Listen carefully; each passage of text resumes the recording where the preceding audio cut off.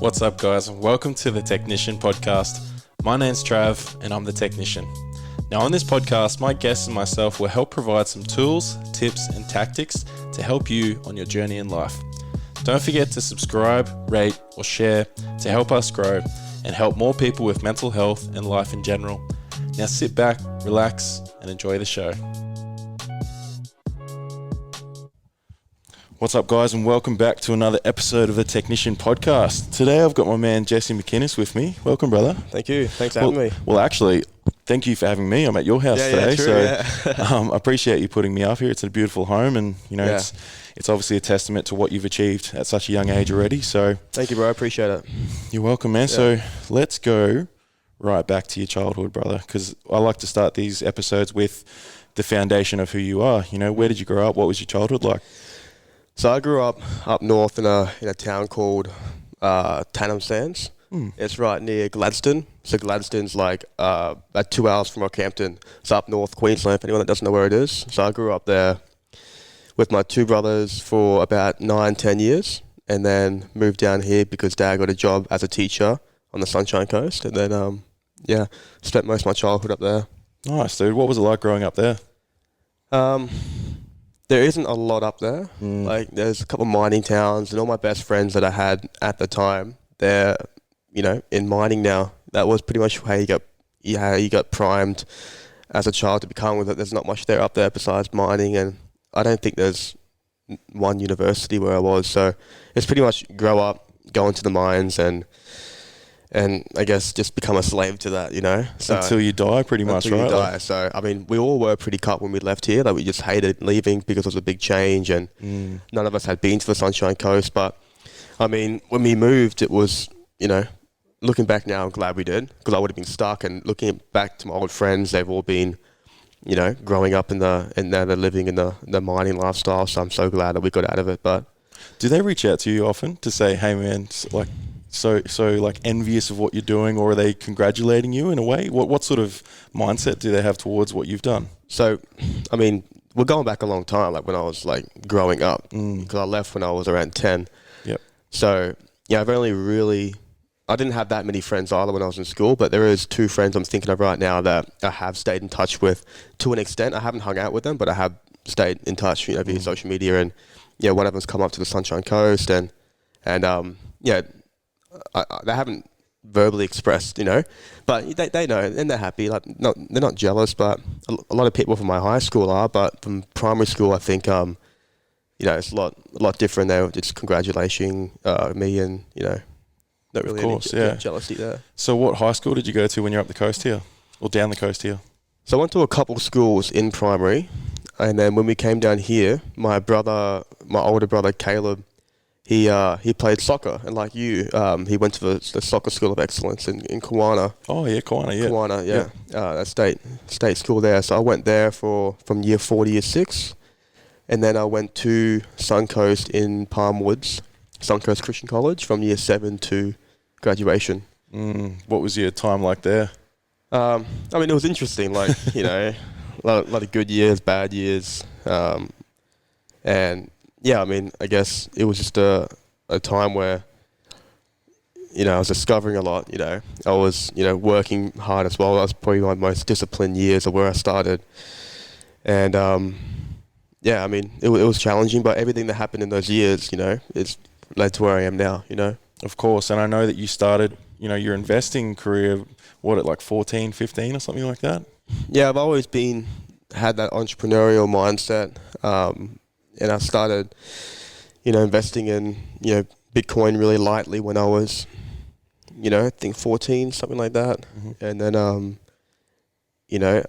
investing in that with my paycheck I was making, and, just trying to explore other businesses and start other brands and different ways to make money by, I was always trying to find ways to make money, like even, massaging people.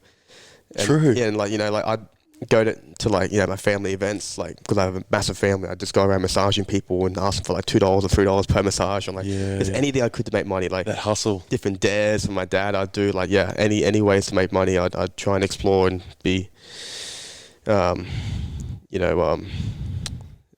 creative with the ways I made it. Yeah. Where do you think that came from? Like, where did that mindset come from? Because not many people are like that. That's very special. No. I think it's a few reasons why. I think one is because I didn't grow up with a lot, so already that sense of like, okay, I don't really have that much. So it created a desire to have more. And then, I think another sense of like, I don't know, I feel like there are some people that just have a sense of desire for more, or just a motivation to do more. I can't really pinpoint where that comes from, but I know some people have it. I think you can develop it through, I don't know, events or your circle, the people you're around. Different events that happen to you. But for me, it definitely was the fact that, look, I didn't grow up with a lot, so that was already a catalyst for, desire to change, and then just the overall want and desire that I wanted something different. I knew what I wanted too, so that helped a lot. That's huge, because you've then got that guiding light at the top where you're just working towards it, and you were just making it happen however you could, which is incredible. And did you have, at that time, were you watching a lot of YouTube, and like people on there were like inspiring you to do the things you were doing? Yeah, well, it started off in year 7 when my teacher, Miss McLaren, gave me a book called Think Big by Ben Carson. He's a neurosurgeon, and because I wanted to be a neurosurgeon, she gave me that, and that was a really motivational book from a neurosurgeon. So for the first year 7 to year 10, that's all I wanted to be, was a neurosurgeon. So I just read every medical book out there and studied extensively every day to become that. But then I came to a conclusion that the only reason I wanted to become a neurosurgeon was because of the money they got, which, of course, that was the value. They were the highest paid job you can get. And then I realized, look, I actually don't really care that much about becoming a neurosurgeon, and I discovered that I could make more money in business than I can from neurosurgery. And so that's why I made that pivotal change to that, and started doing what was needed to research about business and books, and I'm a big book advocate. Same. What's your favorite? If you could pick one book that's just changed your life, what would it be? It'd be between two. How to Win Friends and Influence People is probably my favorite book, and that's what I recommend others. But the book that probably changed my life the most was called The Last Arrow by McInnes. I've never heard of it. That's incredible. Yeah. Wow. Yeah. It has a lot of, there's sub-blurb of that is saving nothing for the next life. Basically living a life without regrets. Ooh, that hits hard, man. Yeah, it's good. And he has a lot of chapters about setting your past on fire, and, choosing the future and things like that. And it's really good. And it's kind of what I needed as well to read at that time, and it was good. And what age was that when you started to really get into books? Was that around end of high school kind of thing? Probably year 10, year 11. Okay. When I started making that switch from, neurosurgery and medicine to business. That's crazy, bro. That polarity of, I'm going to be a neurosurgeon. Yeah. No, wait on. I want to run a business. Yeah. And that then obviously shows, though, how the world has gone and what it's... I think that's where the value is, right? It's obviously being your own boss is a massive thing, working for yourself, but also the value in providing a service that's solving problems, which, what was the first business that you got into? From memory, what I was getting into at the beginning was I started at school, because I was doing bodybuilding at school as well. I was making my own meals every day, and I would eat my meals, and I'd have a friend one day say, "Oh, look, that meal looks pretty good. I'd pay money for that." And I was like, "Oh, okay, well, give me $2 or $3, and I'll just put an extra scoop of pasta." So you were the first U-Foods then? Yeah, pretty much. And so the next day I gave him a meal as well that I was having. It was just pasta and chicken and whatever I was having at the time. And then another friend was like, "Oh, I'd pay money for that too." And then I just made a big group chat and in the school, and started doing orders every day for pastas and meals, and my little brother would bake biscuits, and I'd steal them out of the oven and sell those like an add-on as well, and there was different upsells, and I made good money. I was making $100-$200 a day. Yeah, right. And for a year 10, that was good for me. And so that was the first sort of business of scaling and hiring my little brother to make some as well, and kind of dealing with customers' orders in a very basic extent, but. I mean, that was good. And then I dived into network marketing when I was 17. Nice. And that that's what really helped me develop like personal communication skills, confidence, team building, things like that. Yeah, of course, because I guess being at that age as well, did you find it hard to be able to recruit people that were maybe a little bit older? So hard. Because they'd be judging the hell out of you. So like, hard. Who's this kid trying to tell me what to fucking do? You know? Yeah. Like, but I was one of the youngest people in the company, so I had a lot of support from the people in the company. So I'd like, they'd put me on the national like calls, the international calls. Everyone helped me kind of build my confidence and kind of like encourage me like that. But when I'd go to recruit someone, I'd have to like bring my older guy in and say, hey, look, this is the business model I'm doing, you should talk to. I always had to refer to another guy because they would never listen to me. But I mean, I didn't do that well with money with network marketing. I didn't make that much money in there, but I made so many connections. Like even, friends and business partners I have today, crazy. Yeah.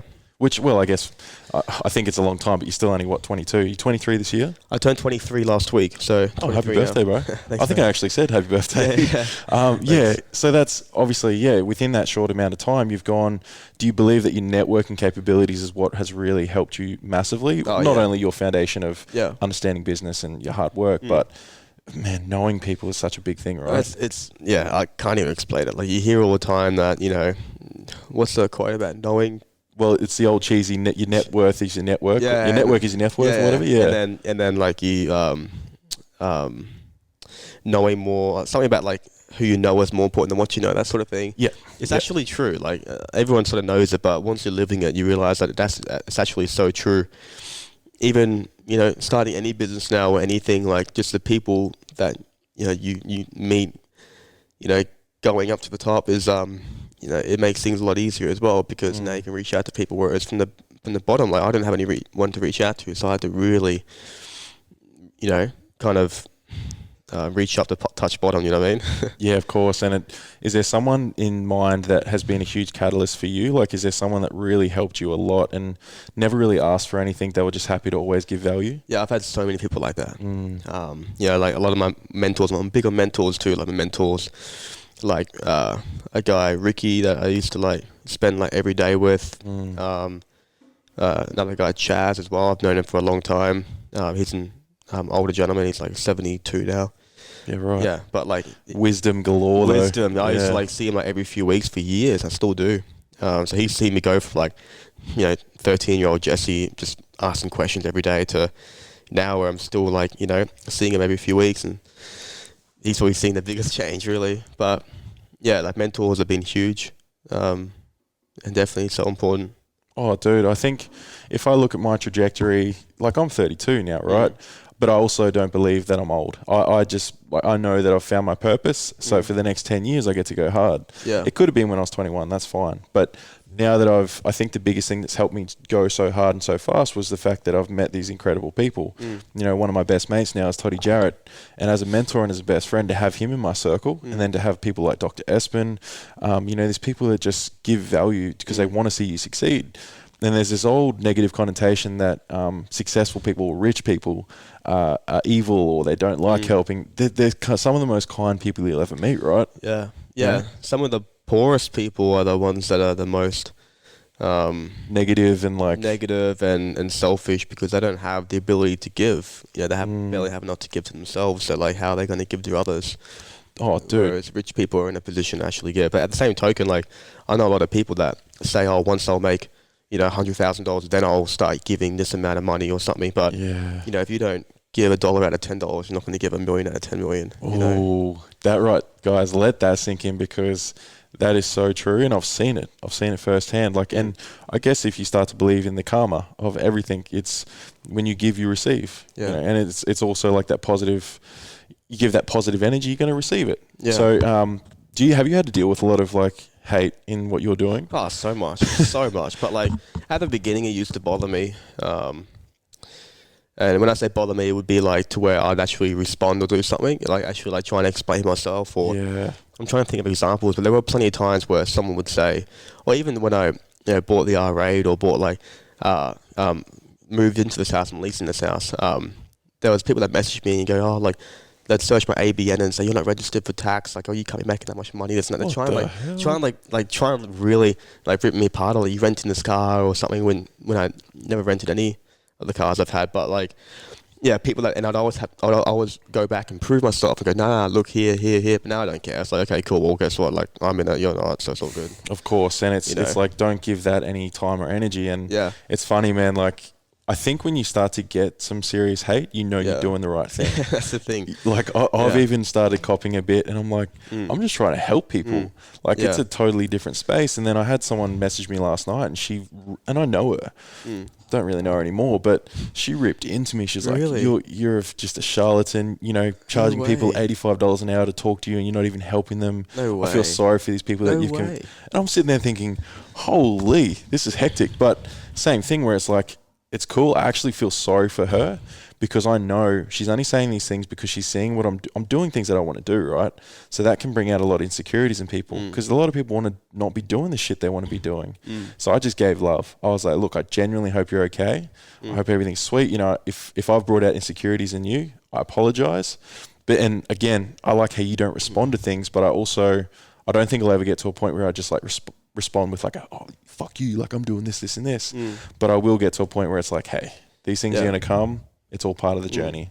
So once you started getting through that sort of stuff and you started to really become, I guess, successful, you started to really get a lot of money in. How did you deal with actually holding and keeping the money and investing? Because I think if your money blueprint isn't right and you start to get a lot of money, obviously can go really quick too, right? Yeah, and even going back to what you said before, to touch on that real quick, like you can't make everyone happy, right? There's a story that I heard from Tyre Lopez. I'll try and remember it. Basically, it was like this father and son were walking with a donkey, and the son was riding the donkey, and the dad was walking beside it. And they walked past a town, and some people were crying out, saying, "Oh, like to the son, why are you, not letting your dad ride the donkey? Like that's so selfish of you." So the dad jumped on, the son walked off. They went to another town, and another group of people went by and said, "Oh, like to the dad, like why are you being so selfish, not letting your son ride the donkey? Like you're an old, you should be letting your son do it. You should be like this." So so no one rode the donkey. They were walking to another town. No one rode the donkey, and then another couple came past and were like, "Why are you so silly? Like your donkey's meant to be riding, and none of you are riding it. You should be riding it." So they both jumped on the donkey, and they started walking with the donkey, and they're both on it. And they went past the bridge, and because they outweighed the donkey fell over, and they both fell off the bridge and died. And the moral of the story is you can't make everyone happy, of course, because everyone's going to like tell them different sides of the story. And that's an example. Like if you want to make everyone happy, sell ice cream. Yeah. But even then, there's going to be people that are complaining about, Yeah, your ice cream tastes like shit. Oh, yeah. But it doesn't. Like, but I don't like it anyway. Yeah. It's crazy. And it's like, I think your biggest supporters usually come from people that you don't know. I find that some of my biggest supporters have been people I've just met. Yeah. Strangers. Yeah. Sometimes your family and friends, not saying specifically that too, but sometimes the people you've known for 10, 15 years. Oh, yeah. Yeah, definitely. They're like, I don't want to see you succeed. Yeah. Because you came from the same place they came from, right? Yeah, it's just all jealousy. I've lost so many friends along the years to that, Nothing you can do about it. No, and I'm sure now you've got a beautiful circle of friends and family that you can rely on. You can be who you want to be. You can say the things. You can talk about your money and not get this like, oh, what are you boasting about? Yeah, exactly. Yeah. Like, no, I'm just trying to share and give value. Yeah, just creating that space where you can actually, express what you do and feel. Exactly. Yeah. And what would you say you do? What are you? What would you say is your main? Because I know people call you like you're the crypto guy, but I think you're more of just a very smart businessman. Yeah, like that's the thing. People do label me as that, but that's what I've labeled myself as well. Because I do run a public crypto group, so I try and that's pretty much what most people see me as because I'm getting people into the group. But I mean, I've only been doing that group for a year, and crypto is a small part of what I do. Oh, it's a big part now, but I'm just a guy that thinks outside the box, just an entrepreneur in its finest form, I guess. A lot of people use that label, but that's just what I am. I find creative ways to make money, and I'm good at it. If you had to give some people some tips on what business foundations they should look into, like how did you get started, and what were some things that helped you? I mean, I did do like the Head Start program where I went and studied at university and school at the same time. I did experience what it was like to study marketing and economics, and I didn't find that helped at all. What I found was, especially this day and age, university is, I'd say to people I didn't have the disadvantage of going to university, for business because it's irrelevant in my opinion. the business world moves too fast. You know, by the time the lecturers get taught the information and gets published in the books, and the lecturers teach the other people, you know, it's outdated because the business world moves too fast. So, you know, the foundations for learning to start in the business world would be reading books to build that foundation, which is what you would have got at university, and then doing some online courses. You know, a lot of people rip on these courses ran by people like Tyre Lopez and Grant Cardone, but they're good. You know, the only people that are ripping on them are the ones that either haven't done them or, you know, aren't making any money, because they are good and it's a good place to learn. You know, Tyre Lopez gets a lot of heat, but he's also one of the best marketers in the world. Do you know who he is? Yep, I do. I've seen a bit of his stuff when I was going through, because I watched a lot of like Gary Vee. Yeah. You know, Gary Vee cops some shit, but the dude hasn't been wrong with a lot of stuff. No, Gary Vee's fantastic. I don't think he sells any courses, does he?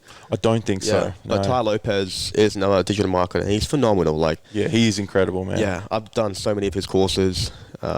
You know, so he's just online courses from people that are where you want to be. Like, yeah, a lot of the time they sell courses on, you know, a lot of it's just, you know, fluff and, you know, not really good, but a lot of it's good information that you can learn from. What was your biggest takeaway from Tyre?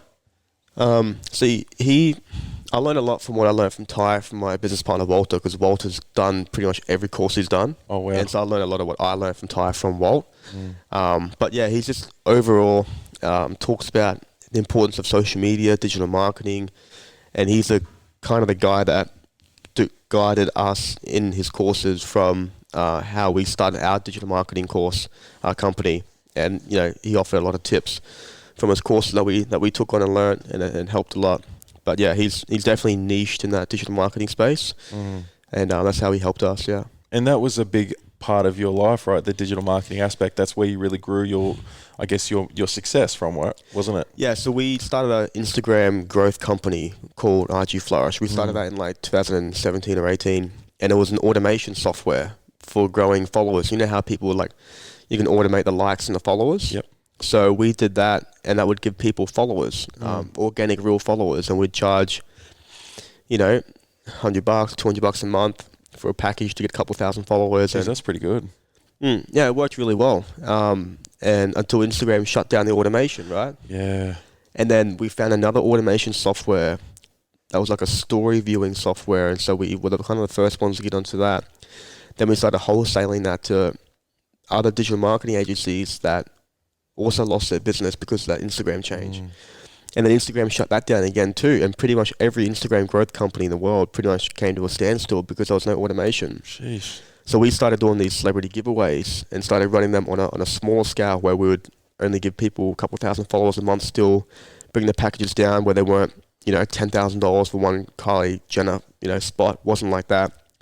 It would just be, we just scaled it to a lower level where we could still take all our clients on and restart our business. And then we just pretty much knocked on emailed them, every growth agency in the world, and basically said, look, we know your business is dead.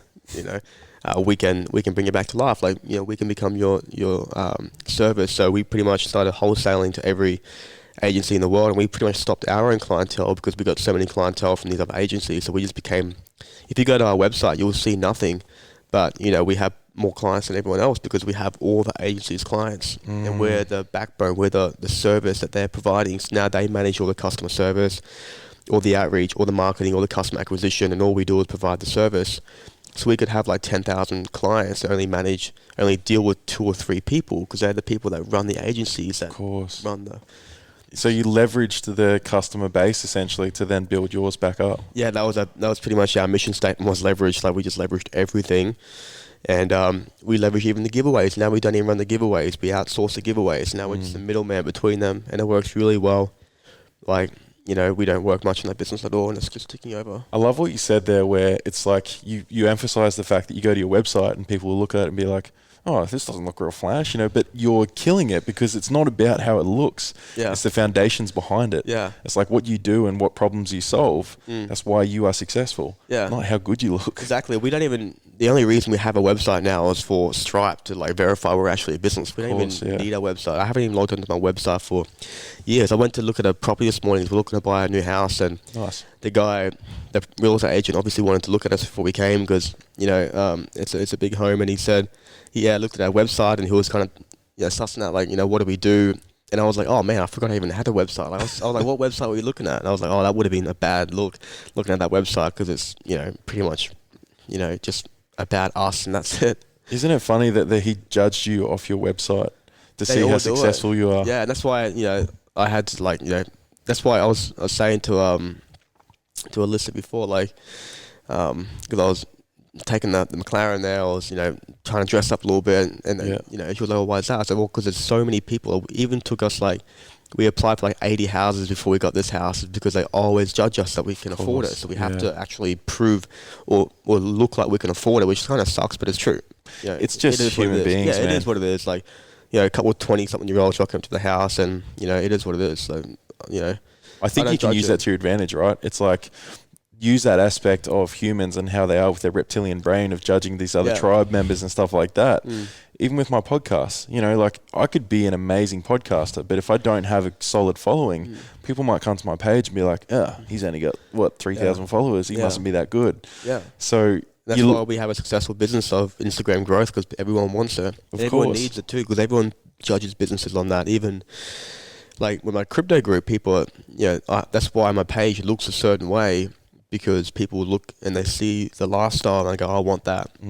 Let's buy into it. Whereas, I'm selling my cars. I don't actually really want it, or I do enjoy it, but the only reason I do this is for the marketing purposes of, because a lot of people say they're rich, but they rent all their cars and stuff. So I just wanted to kind of be the guy that goes, look, here's a lifestyle you can have that I do have.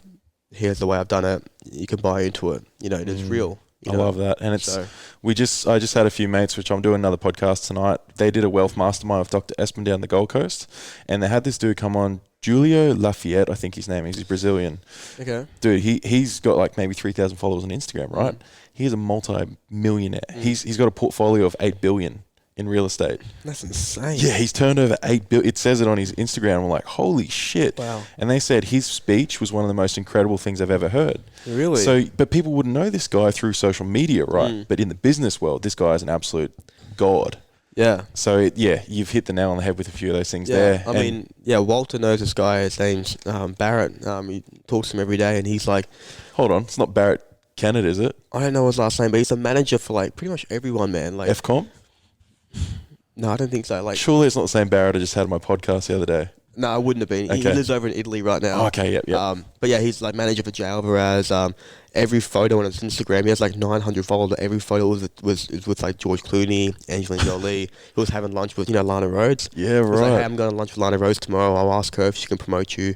I'm like what's some 60-year-old doing having lunch with Lana Rhodes? And he just knows everyone, but he has 900 followers, and it's but he's just making things happen, and that's the biggest thing, man. I think now that I'm learning this networking capabilities and understanding leverage and everything like that, but I've gone too far, I think, right in my creative mind and the spiritual stuff. So I read Think and Grow Rich, and obviously Napoleon Hill, Bob Proctor, all that stuff. I started thinking, I could just manifest money. Yeah, you can, but you also have to have systems and structures in place, right? Which I've only just started to learn about. I'm understanding there's day-to-day tasks that I need to have done, even with the podcast, even with my coaching, all these things. I could be the greatest coach in the world, but if no one knows about me, I'm not going to be able to sell my services. Yeah, exactly. So there is definitely importance of having a social media presence. A lot of these people that don't have a social media presence that are really rich and off the grid, they did it a long time ago. The people that are making money now, I encourage more than ever to get on social media real hard, because that's where you're going to meet most people. Because that Barrett guy I'm talking about, he's 60, he's made his money. He's not present on social media for a reason. Yeah. Whereas if you are just starting, social media is so important. I have one of my best friends now and business partners. He lives in Canada. I haven't even met him yet. We've talked to each other every day. We've made millions of dollars together, and we haven't even met yet. How cool is that? It wouldn't have been without social media. What's his name? Can you shout him out? His name's London. So yeah, nice. Shout out London. That's sick. But obviously, we speak about all these things and where you are now, but I'm sure there was a point where Jesse was in his room just smashing it day to day. Was there a point where you just wanted to give up on this? Oh, so many times, man. I lived with my mum for ages. I only just moved out of my own home with mum last year. Yep.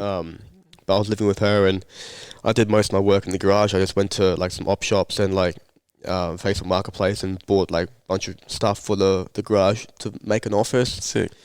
And yeah, I worked there every day, and there'd be times where like our RG Flourish digital marketing company, when Instagram was shut, changed their terms and conditions, and would shut down the automation, we had to start from scratch every time. And so we had so many like setbacks and that. There'd be so many times where we just want to shut up. And then I tried to start another startup called iShifts. It was like a rostering app for businesses. And I worked for years on that, man, when I was like 14, 15, 16. But I was so young, I didn't know that many people. No one really wanted to fund a 15-year-old hundreds of thousands of dollars. And, you know, but I tried for years to do that. Like, that was like my mission, like every day. And that never came to fruition, but other things did, you know, those came from that. But yeah, there'd be times where, yeah, I'd just be pushing through so hard. And so many of the people I used to work with back then, you know, they're just going back to their normal jobs now. And I've kept pushing through, and, you know, I am where I am now. That's not because of anything, but I just kept going. You know, they stopped, you know. Did you have times, because I know myself, for about 6 or 7 months now, I've just been going hard and just surviving, because I couldn't work a job and then have all the time I need to do things like this.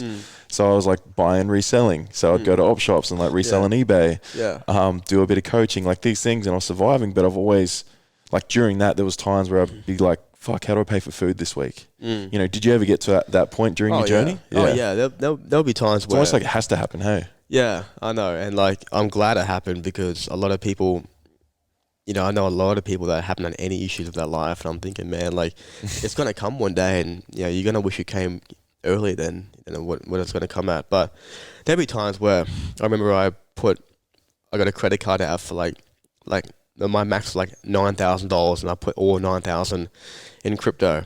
Oof. And then I convinced my mum to get one out as well in her name for me, and that was like $15,000 or $16,000. We just whacked like 25 grand on crypto, and that was back when I wasn't earning that much money, and it all went down. I pretty much lost it all. Yeah. And so I had like a $25,000 credit card bill with like a 25-30% interest rate, which is disgusting. Like, rank. Yeah, just getting like, just destroyed every month with that. And then yeah, like, I was struggling just to get those payments off for that every month. And then when my mum and my dad got divorced, they got like a payout each of the house and stuff. And my mum paid off the credit cards for me. So I didn't even pay them off. My mum did. So that was like a massive. That's incredible. Yeah, it was incredible. Like, it was like, man, that's huge.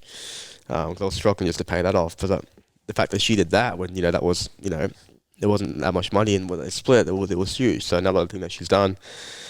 But yeah, there'll be plenty of times where, you know, I wouldn't be able to go on trips or anything because I didn't have that much money to even go on. Yeah, you couldn't even go to dinners and stuff, right? Like, there's moments where all the boys are like, hey man, do you want to go have dinner? And you're like, I'd love to, but that could ruin me for the week. Yeah, legit. So it's incredible though that your mum did that, but she obviously saw what you were doing. She believed in you. Yeah. And I've paid that back a few times. So like, of course, yeah. Have you now, like, you know, the typical, like, say when I was going to be an NRL player, one thing, you know, you watch NBA players and stuff, like, I want to buy my mum and dad a house and stuff like that.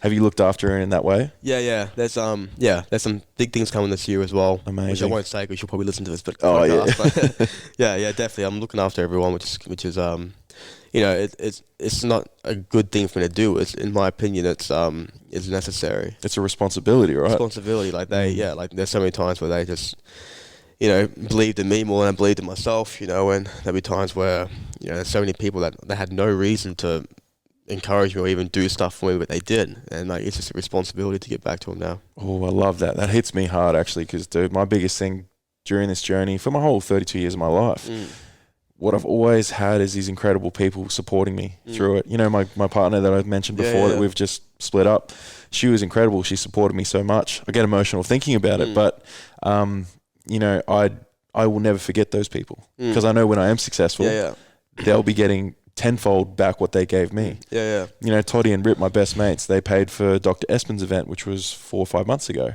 That event is where we created the ripple effect. You know, everything that happened, these moments that I may have missed out on if I didn't have that support, they were there to help me through that. So, you know, taking those opportunities is such a big thing, right? Yeah, for sure. And it's like, George Clooney as well, like when he became successful, when he made his first paycheck, I think from a big movie, he gave 7 of his best friends $1 million that were there like for his whole life. Because like yeah, like you've been with me the whole time, you know, here's $1 million, and just looked after them all because, you know, yeah.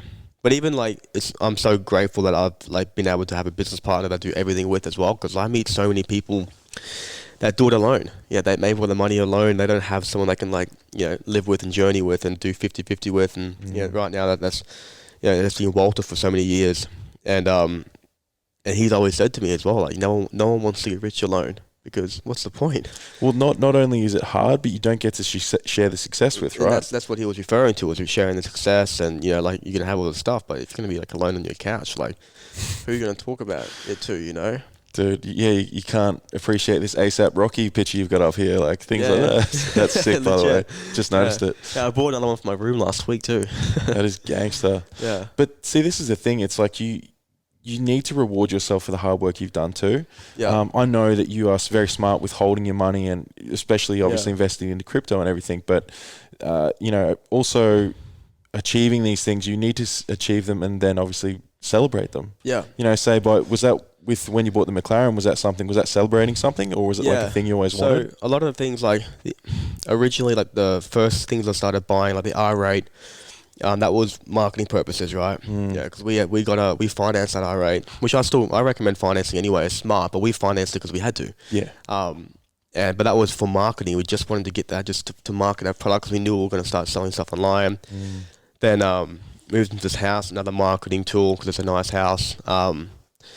But then this year is the first year. Last year, towards the end of the year, is the first time I started like rewarding myself. Like, I made a couple of good trades with crypto. So the first thing I did before we went downstairs was I bought this Rolex. So I wanted to buy this Rolex. Sick. And then that McLaren 720, that's been a dream of mine for ages. Like, I was like, I can't wait to buy that. And so that was one of the things I just bought as well. It's, you know, because as a celebration, and then, you know, obviously marketing stuff comes along with it, but it's no longer for that. You know, like I'm kind of going a bit quieter on Instagram anyway now at the moment. So like, you know, that wasn't really a marketing purpose, just a thing to reward myself and go like, finally, you can actually buy something you like, and you know, and yeah. Is there a purpose why you want to go quiet now? Not quiet, but like just tone things down a little bit. Yeah, I just want to kind of just put my head down a bit more this year and just kind of get back to the work mode, because, you know, when I was, you know, working really hard on these businesses, I wasn't, you know, as Instagram focused. Whereas just now I built the crypto community to a good stage. Now I don't really, you know, it's not even in my bio anymore. Like, yeah, it's good. Like, it is what it is. I'm helping the people in the group. I'm not really that fussed. I'm growing it that much more now. You know, I'm you know, doing well enough and just other stuff at the moment. So I'm just focusing on that, expanding that, and just being, just trying to get to that next level. Because I find a lot of people, once they make a few million, they just stop. They stop. They start, you know, doing all the private jets and all that cool stuff, which, you know, I got caught up with a little bit, but I feel like they just stop there. They feel like they made it, and then they go broke pretty quick, you know. Whereas I just want to, like, you know, I've made it, I acknowledged I had my fun. Now I want to put my head back down and actually, you know, get to the next level, because, like, you know, my goal's so far from what I am now, so I'm not going to get that by keep, you know, buying the stuff. Of course, yeah, and just settling, right? Yeah, settling. Like, so that's huge, and I think that's a great segue into what you're doing and what you're known for. How important is crypto? Do you believe that literally everyone listening right now needs to get straight into it? Yeah, like it's an interesting one, because like I can't, you know, I don't want to be in a position to tell anyone to do anything. But if it was like, if I was talking to my younger self right here in 2022 right now, I'd suggest, look, it will be smart to delegate some of your money to crypto and hold it for the long term. You know, me and Walter were talking this morning to the agent at the house. We were saying, like, because he wanted to get into it, we're saying the best advice we can give is just invest into some good, solid quality projects that you believe in and can understand, and hold it for the long term, because you'll always end up just losing money if you sell it. Just hold it like 12 months, 2 years, 3 years, because you'll always be in a better position at the end of it than if you sold it. Of course, yeah. And I think it's like anything that becomes like a big thing is like, I obviously use TikTok quite a lot. I actually learn a lot through that, but there's people on there that are like, hey, go get this coin, get this coin. It's like, man, they're just throwing all this shit out there now. And they're getting paid to promote it. Right. Buy those coins? Yeah, or if they're promoting any coins that are not that are not well known, they're getting paid to do it because they're getting paid to promote that coin. It is what it is. So, everyone does it. I'd just suggest looking at maybe the top 10, top 20 projects in coin market cap, finding a couple that like big ones. I'm a big believer in is Chainlink, Cardano, Ethereum, Polygon, Uniswap. Some of those projects that are in different sort of industries, different fields, but are still leading of their field. Yep. They're my biggest holds. I just told you my biggest holdings right now, and that's for a reason. And I'd be comfortable holding that for the next few years and putting most of my money on it. Yeah, that's awesome. And that's people thinking long term. It's like, I've heard of people that are in these situations where they're like, oh, I just want to get rich through crypto. I'm in a really bad situation. Actually, I think I heard you say it as well. You've had people come to you where it's like, oh, mate, I've just split up from my marriage and I need some help. I want to make some money in crypto, and thinking that this is their big breakthrough, right? Yeah. When it's it doesn't work like that. So many people that haven't got the jab as well. And they come to me, even my dad, got no job going in 2022. I need to go and get into crypto. I'm like, man, that's the last thing you need to do. That's only what you do with the money you have left to spare to invest, because it's so unstable, especially right now. As we're talking, the market's going so down. Yep. It's just, you can't rely crypto as your last resort or a avenue to get out or have a breakthrough in what you're wanting in your financial life is not the right decision. Yeah, and it's people getting into it. I think if you had to give them a foundation, do you believe that getting into business was the best thing you ever did? You can still do it if you're working, right? But people transitioning into having business and doing this sort of stuff, that allows them freedom to get into that. Absolutely. Right now, the way I structure my life, I worked at a cafe for years and years, and while I was working there, I was creating my businesses. So you can do two. Anyone that tells you to quit your job and start your business is stupid. You can't do both. Just you got to work for it. And then I moved from the cafe to the business, and then I make my income in Australian dollars for my business, and then I invest that into crypto. I rarely withdraw from crypto into my bank. It's just business flows in, pays my lifestyle. Anything I have left, I invest it. And when I say left, I don't mean if I have anything left, I invest it. Investing is a priority. I mainly invest first, but what I'm saying is all my investments into crypto just come from the business that I funnel in. And so it's important to have businesses first. If I recommend to anyone, start a business, it's a lot more stable. I love having something where I'm in control to an extent. Business is always a bit rockety, but you're in more control than relying your $1,000 in a cryptocurrency market that goes up and down. Of course. How many businesses do you have? Right now we got, it just segments off different ones. So IG Flourish is the main, it's the chief company. Then I have the crypto community group. Then I have a digital marketing company, and I can develop a social media brand off that. And then that's what's running right now. Closed a couple of them down last year, a couple of years ago, but those are the ones that are running now. But because social media is so big, it just leads into so many things. We do so many things in the social media space. So yeah. Are you diving into NFTs and that sort of stuff, or is it a bit of a hype thing at the moment? Because it kind of started with my group, my crypto group were begging for me to promote NFTs, and I didn't know that much about them, to be honest, last year. So I was like, okay, cool, everyone really wants to know about them, so I just researched the heck out of them, and then started looking at different ones that were doing well, and started seeing what does well, what doesn't go well, and started promoting the ones I was purchasing. I was like, okay, I'm going to buy this one, I'm going to buy that one, and some people followed along. And look, it's just like crypto. Some do well, some don't. A couple recently that I bought. Board Bunny was one. Nice. The minting price of that was 0.4 ETH, and now the floor price is 1.5 ETH. So it's 4x investment in a week. So some do really well, some don't do really well, but it is what it is.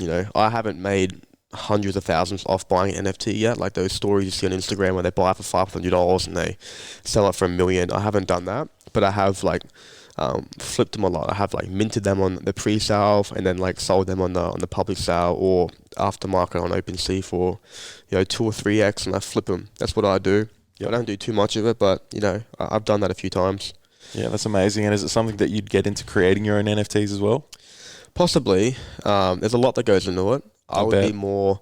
I have helped some people like with get into the marketing side of it. I've helped them like guide them on how to market different products, whether there's a cryptocurrency coin or an NFT. I get asked all the time, every day, from people saying, "Hey, I'm creating an NFT. Can you market on my page?" And I don't really market projects on my page to get paid, but I will help them with okay, this is what you need to do to market it, and just kind of guide them away from my page, because they always come to me wanting to promote on my page, but I kind of just say, look, I'll help you. You can pay me if you want, but I'll help you just market it in other ways. Yeah. So that's what I'm kind of doing at the moment as well. It's kind of like guiding, helping people with different projects, even things outside of NFT and cryptocurrency coins, just like crypto projects as a general, helping their business get into crypto or accept crypto as payments. Just helping them, because marketing's everything. So I'm a good marketer, so I help people with marketing and as a consultancy and stuff. Yeah, that's amazing. And I think, are you looking at, have you got courses or anything online that you sell? Or No, I don't. It's not something you'd want to get into? Honestly, I go from like every day, like me and Walt always talk about, like one day we want to just, sit down, do a course and sell it, or even give it away or something. And then the next day we go, we don't want to be that person that, as in the 20s selling a course, we literally go from one day wanting to do it to one day thinking, I don't want to be that person. But we'll see. Because I see it from an outside perspective at the context of it. You guys how old's Walter? 22. So you're both young as, man. Yeah. So I would see it that market between, it's like kids leaving school, right? Millions of them. They would benefit so much from it. And this isn't sitting here like, do it. Yeah, it's more like, bro, honestly, you wouldn't be that person. I think I can genuinely feel that you love helping people. Yeah. I can tell when people are either fake or not. And you can tell you're genuine about what you do. Like the fact that you created a group to be able to help people through what you've experienced and put the work into. Yeah. And then allow them to piggyback off that is amazing. Yeah. I mean, that's probably the reason why I do go from wanting to do it, because I just know that 17-year-old Jesse would have loved to have someone kind of in my shoes now to give that information out, and that's why I do go from wanting to do it, and then from the point of we'll see. Of course, and that'll come to when it needs to, and that's the biggest part. But looking into your 2022, you said that you're knuckling down and getting really stuck in. What are some big things you want to achieve this year? Definitely want to keep that cryptocurrency portfolio growing, keep investing into that, but knuckling more down on my actual businesses, because the thing with crypto is you get taxed quite a fair bit when you withdraw it into Australian currency. You get up to 50%. Jesus. Yeah, 40 plus for a capital gains tax. So I'm trying to create as many revenue fixated businesses in my Australian currency coming into my bank. That way I don't have to withdraw a lot of cryptocurrency. So I'm going to focus on creating a new business this year. I don't know what it is yet, but I have a general idea on what I want to do. But again, it will be digital. It will be subscription based. Everything that I'm a big fan of. I'm a big fan of, subscription models.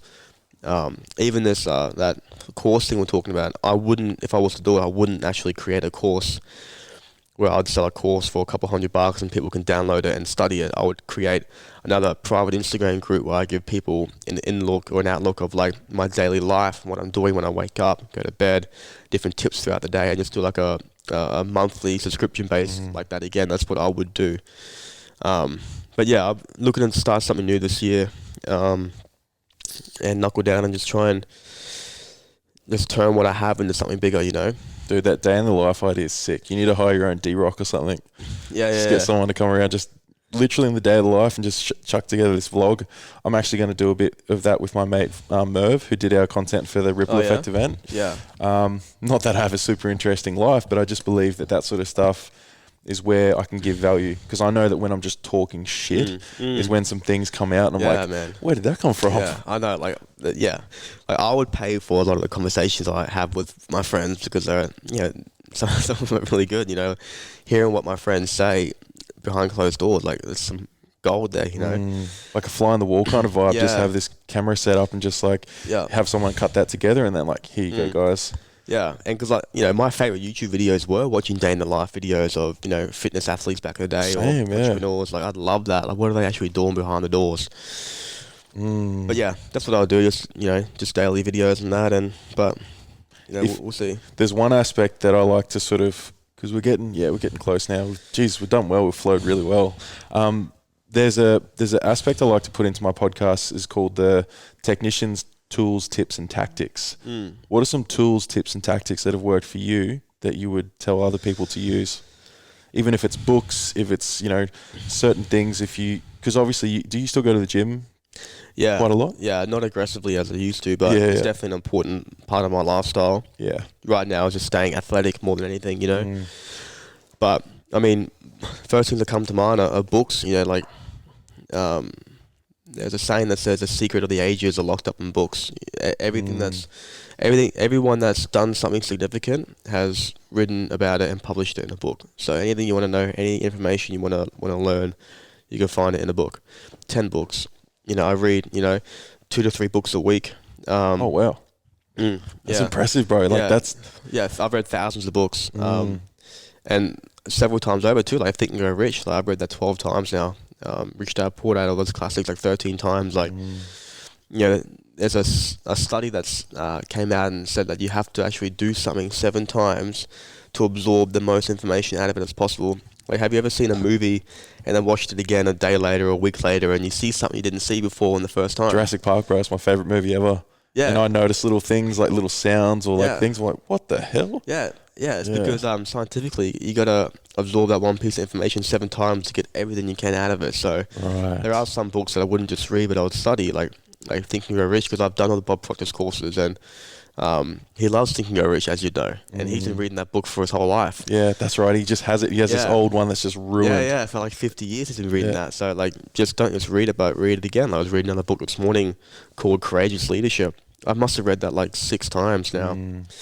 But your books, mentors as well, you know, back in the day, you know, right now I'd say even mentors online are significant, but, you know, I didn't really have that sort of online stuff back then. But if I was getting back into it now, finding a good mentor, obviously local and then global as well, like find someone online that you can talk to, or, you know, there'd be so many people I'd reach out on Instagram. Even now I'm reaching out to a guy and I'm like, man, can I just pay you just whatever amount, like thousands, I don't care, just to jump on a phone call for 20 minutes with you. Sick. Just to like sponge up anything you have that I can learn. And just, you know, there's no one that's not reachable, you know, that you can reach out to and just learn from them. And then another thing would be to learn to choose your business partners wisely, because I've been screwed over so many times in the past. I had people literally take my businesses from me. Like, it's been... What? Yeah, it's been rough. But, you know, just choosing your business partners wisely is so important, because, like, you can get caught up in going out for a couple of drinks with a few guys and, you know, spitting out some business ideas, and, you know, a couple of guys are like, yeah, like, yo, yes, you know, that sounds good, we should start that, and kind of like amping each other up, and, you know, then next minute you're stuck doing a business with the guy that you didn't really want to do it with, but it was just an in a moment thing. Yeah. Like, you got to be really cautious with like who you're going to bring on, and actually think about it, because I've brought so many people on in the past that have either done nothing and I've just been forced to give them the portion of the business they were owed, or screw you over, and that always happens. So you got to choose people wisely that you can trust, and, you know, you'll learn that would be like pretty much, you know what, I know a guy in Noosa I hang out with a fair bit. He's a good mentor of mine.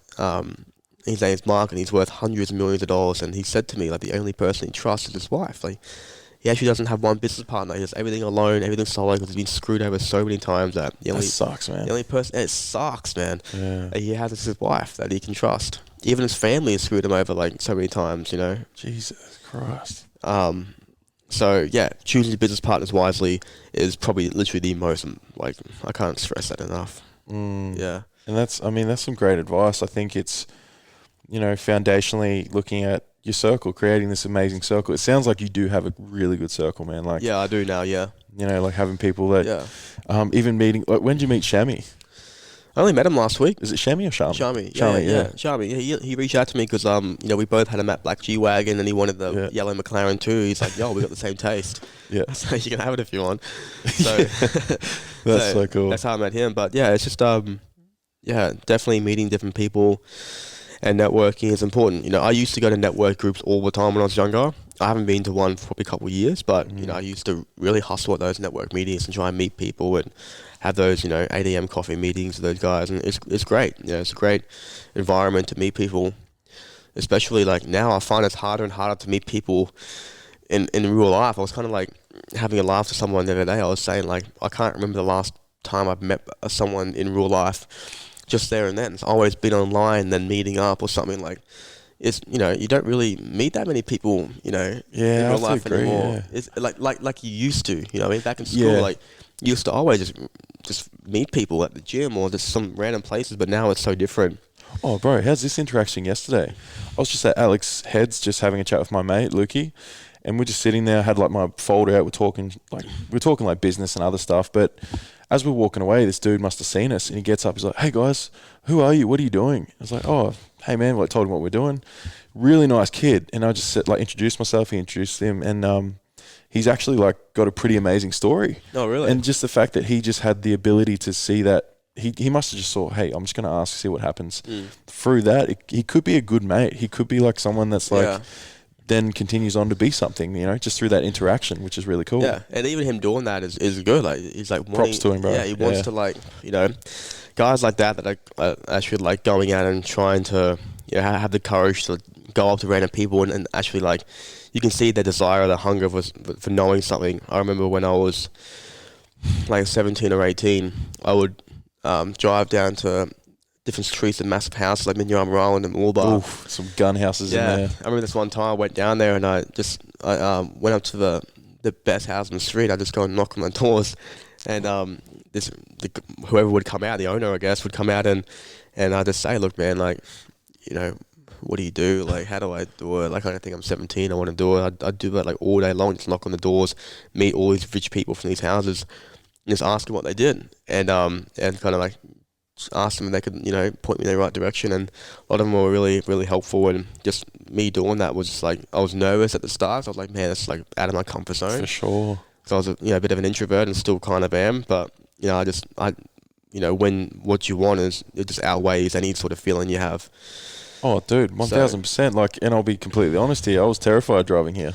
Oh, really? Yeah, I was I'm still an introvert at heart. Like, I love my own time. Yeah. I love my own space. Me too. I was for years, bro. I defeated my depression personally through gaming. I was a gamer. True. I still am a gamer. I could have I love, I'm an introvert, extrovert. I think Simon Sinek said there are those people where it's like, yeah, I can go out and have these conversations and meet people and do these events and everything, but I need then like a week to just fucking talk to no one. Yeah, bro. Just to recharge and just like sit back, watch some movies. Yeah. I'll even sit there and watch like anime and stuff. I love anime. I'm a dork, man. I love superheroes and shit. So I like that too. Yeah, but like there's that other side to me where it's like, I can then switch to the technician.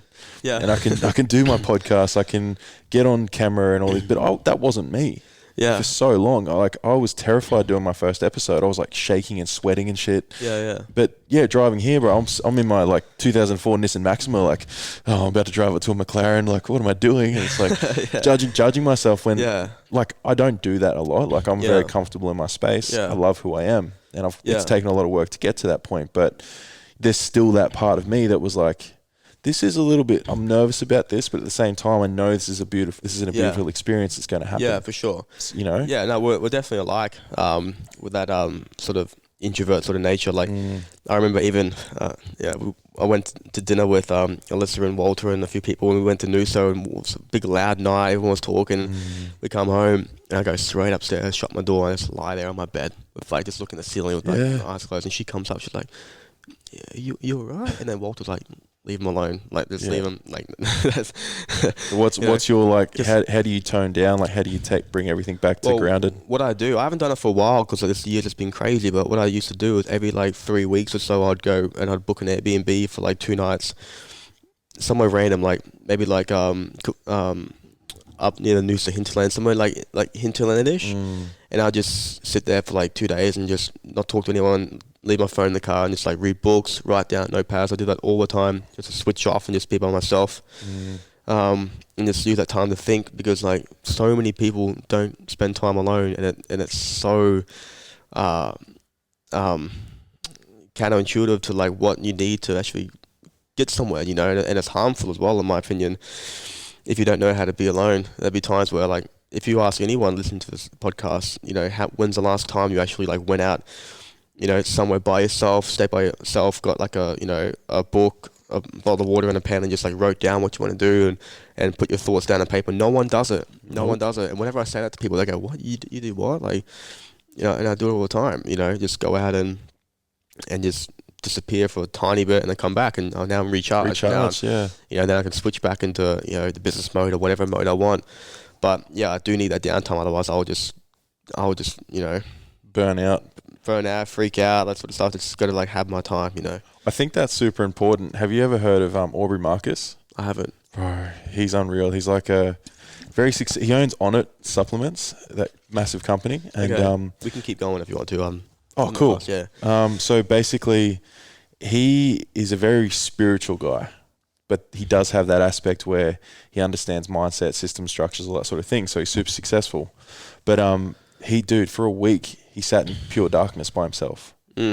Imagine getting to know yourself in the darkness for a week. Yeah. You know, like myself and Toddy and Rip, we talked about it. We heard that and we were like, holy shit, that's cool, because everyone's always trying to find people to be with people. It's like right now, yeah, this breakup's been horrible, and I hate that I've hurt someone who's so beautiful. I hate that I've hurt myself during this, but I'm so happy and content with myself these days compared to when I broke up last time with a long relationship. It was like I was seeking validation through other people back then. You know, I was with someone for 6 years. So after that, I was like, oh, I need to go out and meet people. I need to meet girls, like all these sort of things, just to be. And that was validating me externally. Now I'm like, oh, man, I've got me. Yeah. I love Trav. You know, whatever it is, as much as I'm hurting, it's like I can get through this because I understand me. I've gone into my darkness. I've done the work. I still got a lot of work to do. It'll never stop. Yeah. But I understand my triggers now. So when that chick sent me that message last night, initially, the initial reaction, the old Trav was there. It was like, whoa, you know, I got like real worked up, and like my heart was beating, and I really wanted to say something really bad. But then I was like, nah, just take a breath, think about what it is and what it contextually. And I took a step back and was like, hey, let's just send her love, because everyone's just doing what they can with what they know. Yeah. That is probably the best thing I've ever been told by Darren Manser. That was one of my best episodes I've done. And he said, he's like, anger knocked at the door, love answered, no one was there. You know what I mean? Like, like if you lead with love in most situations and have an understanding of yourself, people trying to talk shit to you doesn't even bother you. Yeah, it doesn't at all. You know, you're safe within your own realm. So it's like, oh, well, you can say whatever you like. It's all good. Yeah, exactly. But no, dude, I resonate with the finding your own time, because if you don't do that sort of stuff, that burnout's real, right? And if you could tell anyone what's been the biggest thing for you to grow, what would it be? Like, again, it comes back to learning as much as you can. Like, first of all, creating a disciplined lifestyle, which first starts with habits and routines. I had to put routines in place to, like, I'd wake up every morning. It started when I was like 15. I'd wake up every morning at 3 o'clock and I'd walk, because I was an hour away from the gym. I'd walk an hour to the gym at 15 years old, and on the way I'd listen to audiobooks and podcasts on the way to the gym, train, come back, and then go to school, then come back and train again after that. And that discipline there was super hard, but I knew like if you want something, you know, there's a quote that says, if you want something tomorrow, you got to do something today to get towards it. And I knew, you know, basically the way to become successful is easy. Just do the opposite of what everyone's doing. That's all you have to do. Yeah. You know, someone's waking up at 8, 9 o'clock, wake up at 5. You know, it's that simple. It's not easy, but it's simple, man. Like, just read 2 books a week, wake up early, drink tons of water, do an online course. It's so simple. I could write out how to make $10 million or $5 million or something, you know, on a piece of paper, but it's not going to be easy. But the blueprint's there. So many people have done it. So many people have written books about it. Like, it's just so easy. I used to be trapped in like the space looking for the secret, like reading all these like Rich Dad Poor Dad. Like, how do you actually become rich? What is the secret? The secret is just working, like starting a business and working towards it and just sticking with it. Stop jumping from shiny object to shiny object. Stick to one thing, because there's going to be millionaires in every single business avenue and industry there is. Amazon, eBay, digital marketing, real estate. There's millionaires in every industry. Not one's better than the other. Just pick one and work at it. The people that are the millionaires in it are not the ones that jumped around from business to business. They just jumped into that one and stuck at it for years until they made it successful. You know, I used to jump at different businesses all the time. And there's a big key word in there, discipline. So many people rely on motivation, thinking, how you stay so motivated? And it's like, nah, it's just discipline. Yeah. It's purely just knowing where you want to go, what you have to do, and just doing that, right? Yeah. Yeah, like, discipline, it's hard, but, I mean, you got to do it. And if you don't want to do it, then just forget about becoming successful, because you're obviously not motivated enough to do it. Do you love your life? Yeah, I do. I love it so much. There you go. So it's like, if you create a life that you wake up and you're like, fuck yeah, the first 5 seconds of the day. I remember Isaac. Do you follow Ice at all? Runs YKTR? No. Isaac John. He's an ex-NRL player, and he's actually one of my mentors. Well, when I say mentor, I just watched him from afar. But I learned everything he did and watched his journey. He started off in this little unit down in Sydney. There was points where he didn't have couldn't pay the power bill, so he'd be down in the garage using the power points down there. You know, shit like that. And it's funny. It's like, you listen to these stories and you're like, man. And he said he judges his success by the first 5 seconds of his day. I believe that too. When you wake up, are you happy? Yeah. You know, it's like, if you can ask people that and just be like, well, if you're not, then let's change some things. Yeah. You know, we get so indoctrinated into this lifestyle of going to work 9 to 5, saving up to retire. And then you get to retire at maybe 70, 65, 70, right? My parents are going to be working for the next, they're already in their 60s and 50s. They'll probably be working until they croak, you know? It's sad. I love them so much. They've given me a beautiful life. We didn't have anything special, but they worked their asses off. Yeah. But they were so conditioned a certain way that they never knew these other ways of life. You know, like me doing all these things, they're always like, oh, so do you make much money doing that podcasting stuff, or this coaching, or this ripple effect, whatever it is? And there's always those questions like, what do you even do? Like, but they've just been so conditioned to know one way of life. Yeah, and that's working the same job for 30 years. And not that there's anything against that. If people enjoy that, cool. There's no judgment within any of these lifestyles. But it's funny that we go back to where people are giving us judgment or around our lifestyles. It's like, they are so angry that they can't see what we're doing, and like, why are you doing that? Like, even one of those things in the messages that woman sent me was like, not all of us can be sitting there drinking wine and being creative. Oh, they have no idea. It's like, wait, what? Yeah.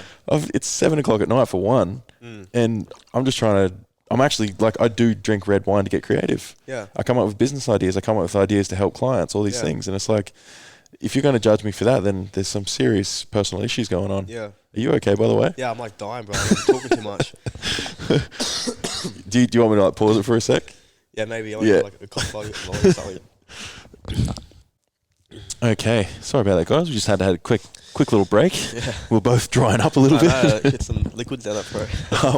But obviously, dude, finishing up on this, I'd love to, you know, as much as incredible value you've just provided, and thank you so much for that, I'd also love to take some time, you know, because I know being from the Sunshine Coast and growing up here and everything, is there any local businesses you'd love to shout out?